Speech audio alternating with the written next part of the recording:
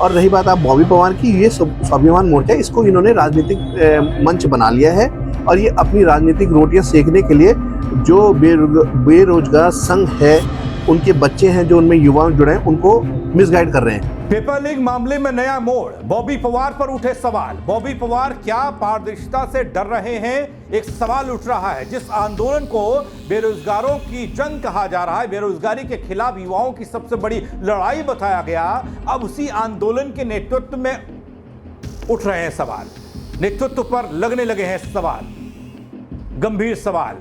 क्या युवाओं का भविष्य संवारने चला आंदोलन किसी राजनीतिक सीढ़ी चढ़ रहा है? हाईकोर्ट में जनहित याचिका, आजादी जैसे नारों का लगना, अब बवाल पारदर्शिता को लेकर सवाल बड़ा है बल। यह संघर्ष युवाओं का है या किसी के लिए सत्ता का शॉर्टकट? पूरी कहानी के साथ आया हूं दोस्तों।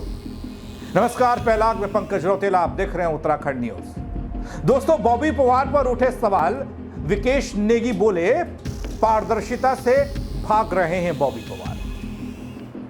इसके अलावा एक तस्वीर जो इस प्रदर्शन में देखने को मिली है वह है आजादी के नारों वाली तस्वीर। आंदोलन में नारे लगे, अब राष्ट्र विरोधी या फिर कुछ और, इस पर भी होगी बात। दोस्तों, उत्तराखंड में बेरोजगारों की समस्या कोई नई नहीं है, ये परेशानी एक बड़ी परेशानी है। लेकिन बीते कुछ दिनों में हमने देखा एक पेपर लीक होने के बाद जहां उम्मीदवारों का गुस्सा था, तो वहीं बेरोजगार संघ वाले भी बांह चढ़ाकर कूद पड़े। इस पूरे मुद्दे ने जिस तरह राजनीतिक रंग लिया है, उसने आंदोलन की सच्चाई, स्वच्छता, पवित्रता, जो भी आप कहिए, उस पर सवाल खड़े किए हैं। एक शख्स हैं, एक वकील हैं, एडवोकेट विकेश सिंह नेगी नाम है इनका।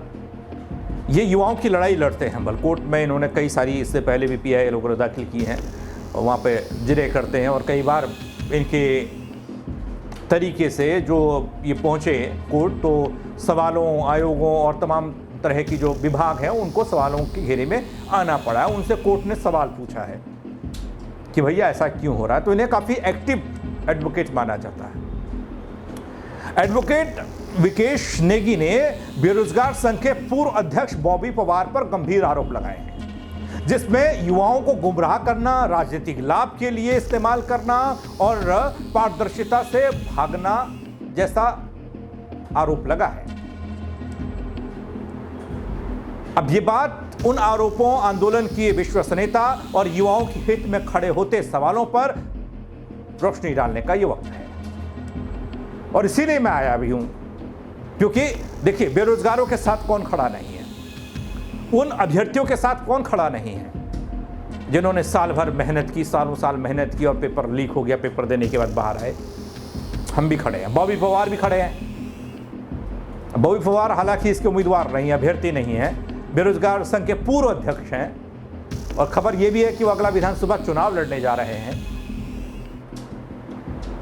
एडवोकेट विकेश नेगी का दावा है कि जिन्होंने बेरोजगारों के हक में हाईकोर्ट में जनहित याचिका दायर की, लेकिन जब उन्होंने बॉबी पवार से दस्तावेज मांगे, उन्हें कोई सहयोग नहीं मिला। इस बात को नोट करिएगा। वो कोर्ट पहुंचे वकील साहब नेगी जी, तो उन्होंने बॉबी पवार को बोला कि भाई मैं कोर्ट में हूं और यही मसला है, तो आप इस पर दस्तावेज दीजिए ताकि मजबूती के साथ केस लड़ा जाए। उनका कहना है कि आंदोलन अब बेरोजगारों का आंदोलन नहीं रहा, बल्कि कुछ लोगों की राजनीतिक महत्वाकांक्षा का मंच बन चुका है। आप पहले विकेश को सुनिए, उसके बाद बात आगे होगी। और दूसरी चीज, मेरा निवेदन है बेरोजगार संघ से भी, बेरोजगार संघ से बात कर रहा हूँ मैं, कि उनसे निवेदन है कि जो भी आपके पास डॉक्यूमेंट है वो मुझे लाके दीजिए। और रही बात आप बॉबी पवार की, ये स्वाभिमान मोर्चा, इसको इन्होंने राजनीतिक मंच बना लिया है और ये अपनी राजनीतिक रोटियां सेकने के लिए जो बेरोजगार संघ है, उनके बच्चे हैं जो उनमें युवा जुड़े हैं, उनको मिसगाइड कर रहे हैं। हम तो कह रहे हैं कि आपके पास जो भी डॉक्यूमेंट है, जो हमारी पिटीशन पड़ी है, उसमें सहयोग में आइए ना और डॉक्यूमेंट दीजिए।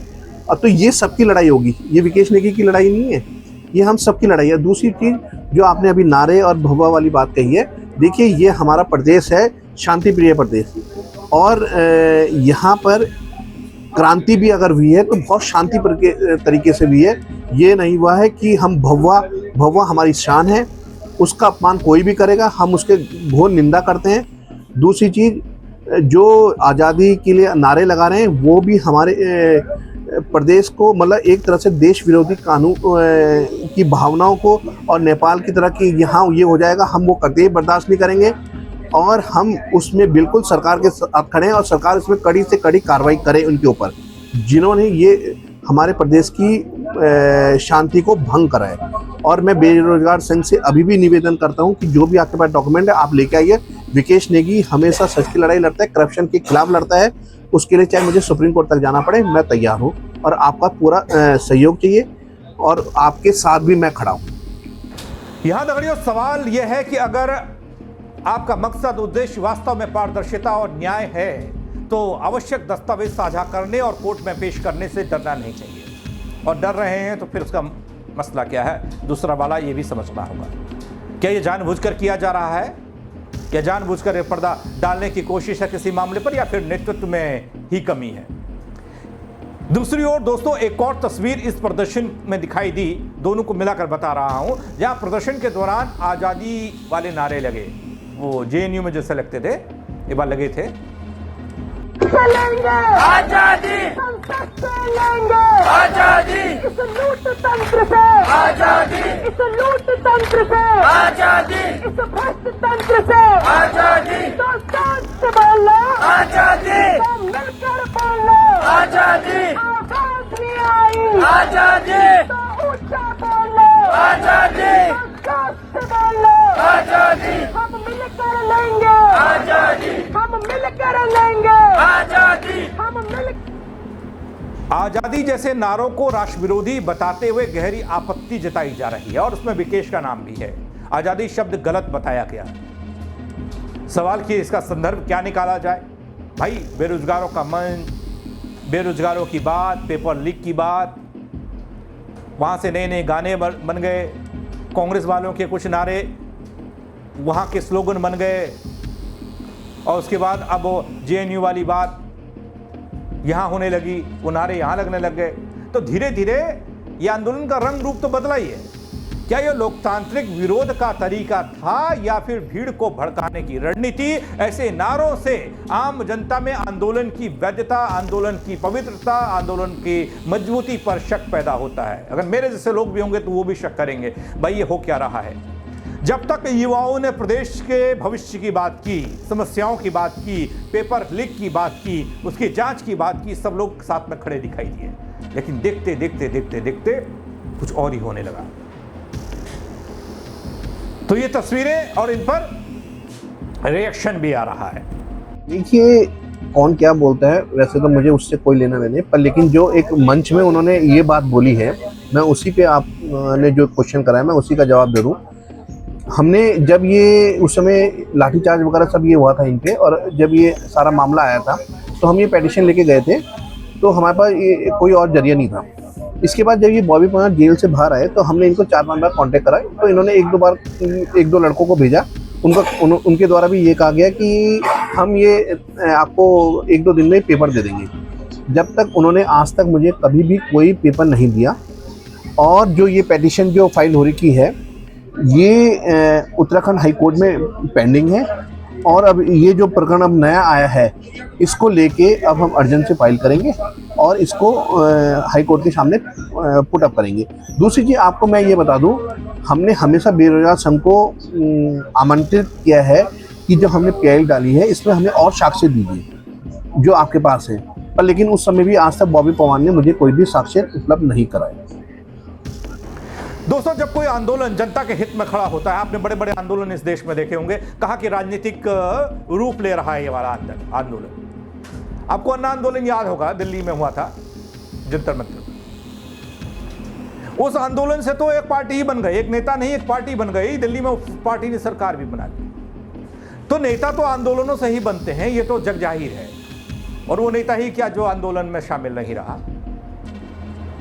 लेकिन यहां पर इस्तेमाल करने की बात और तरह की बातें की जा रही हैं, उस पर बात होनी चाहिए। आंदोलन जनता के हित में लड़ा जाता है, उसका नेतृत्व पारदर्शी तरीके से होता है, जवाबदेही भी होती है। लेकिन यहाँ आरोप यह है कि बॉबी पवार ने ना तो कोई रिपोर्टिंग की, ना ही कोई दस्तावेज दिए। अगर सब कुछ जनहित में हो रहा है तो साक्ष्यों से क्यों भागा जा रहा है?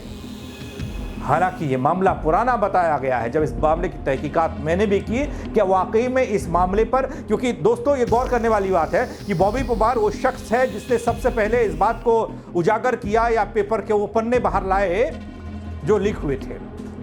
क्योंकि जिस प्रोफेसर ने प्रश्न के उत्तर लिखने थे, जवाब बताने थे, उन्होंने इनसे संपर्क किया हुआ था, इनको उन्होंने दिए।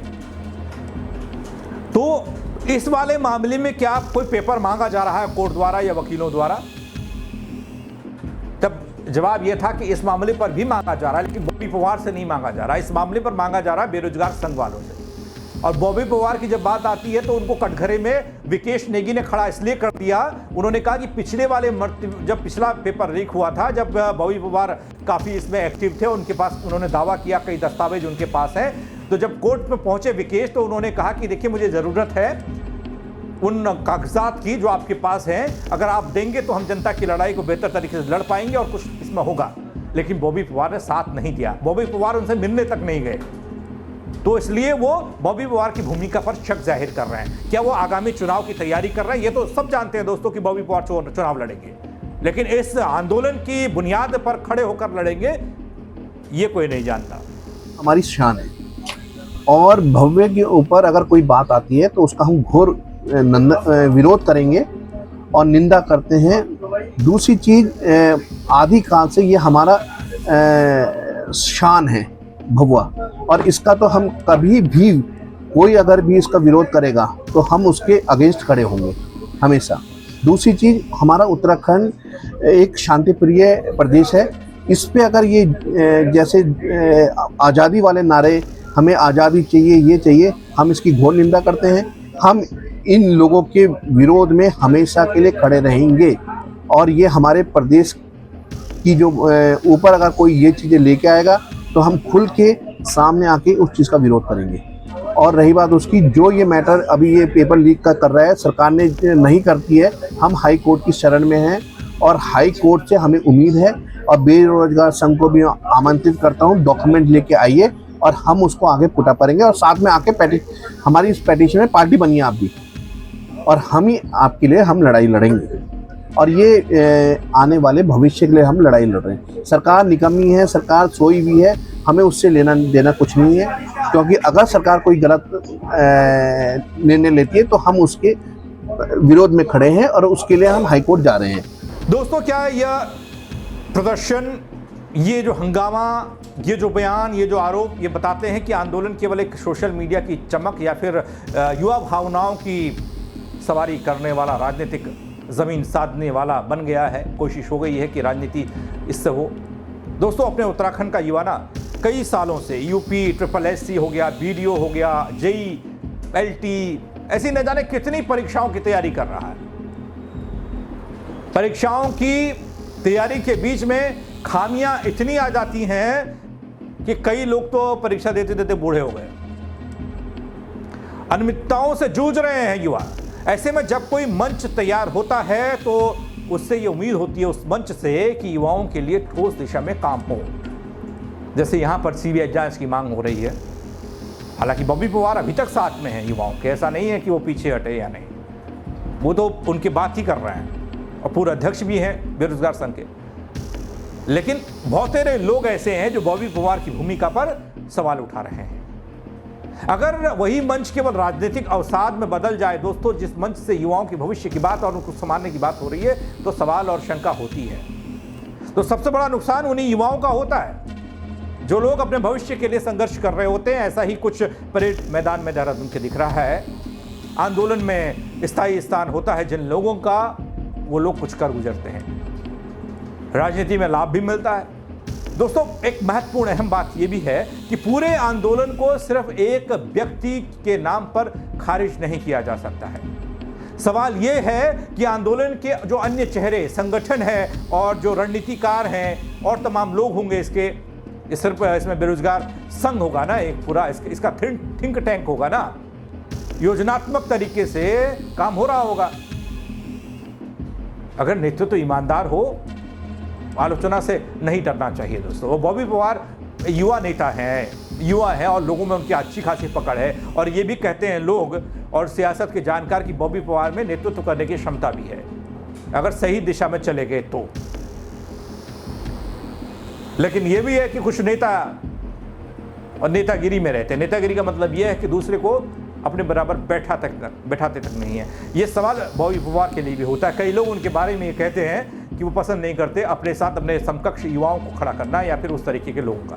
अब पता नहीं मैं इसमें कितना सही कितना गलत, क्योंकि जो लोगों का कहना है वो बता रहा हूं। क्योंकि कुछ और युवा हैं जो साथ आना चाहते हैं और मिलकर उत्तराखंड के लिए काम करना चाहते हैं। क्या बॉबी पवार उनके साथ खड़े होंगे?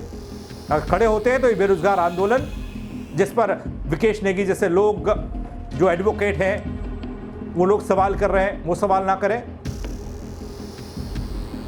आलोचनाओं से घबराकर नेतृत्व आक्रामक बयानबाजी करने वाला हो जाता है, आंदोलन दिशाहीन हो जाता है। सरकार को यह देखना होगा कि सिर्फ आंदोलन को दबाने की नीति से अपना दीर्घकालिक समाधान नहीं खोजे।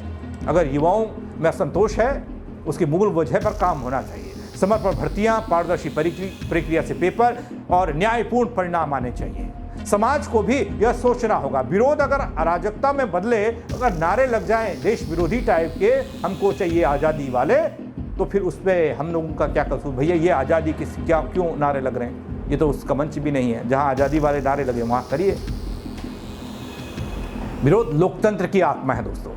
लेकिन जब यह केवल एक सत्ता विरोधी नारों और निजी प्रचार में बदल जाए तो यह आत्मा खो जाती है।